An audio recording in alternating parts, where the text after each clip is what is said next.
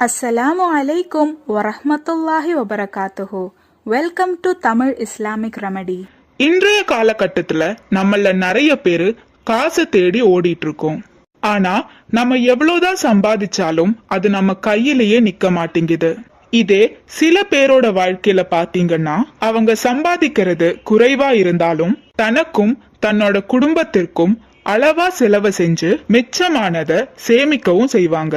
இன்னைக்கு நம்ம பார்க்க போற ஒரு துவா உங்களோட வாழ்க்கையில பரக்கத்தை அதிகரிக்கும். நிறைய பேர் பரக்கத்துனா காசு அதிகமா வரும்னு நினைச்சிட்டு இருக்காங்க. ஆனா அது தவறு. பரக்கத்துன்றது அல்லாஹு தஆலாவோட ஒரு அனுகிரகம்.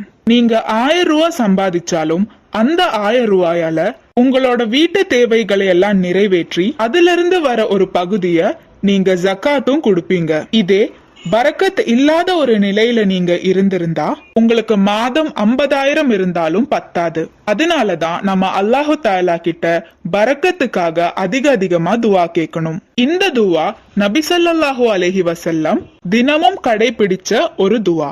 அல்லாஹும்ம அஃபிர்லி தம்பி வ வஸ்ஸிலி ஃபீ தாரி வபாரிக்லி ஃபீ ரிஸ்கி.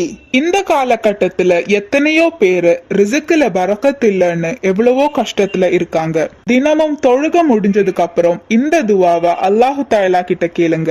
அல்லாஹு தஆலா நிச்சயமா உங்க வாழ்க்கையில பரக்கத்தை அதிகரிப்பான். இந்த துவாவோட அர்த்தம், யா அல்லாஹ், என் பாவங்களை நீ மன்னித்து என் வீட்டில் அபிவிருத்தியை தந்து என் செல்வத்தில் பரக்கத்தை செய்வானாக. இன்ஷா அல்லாஹ்.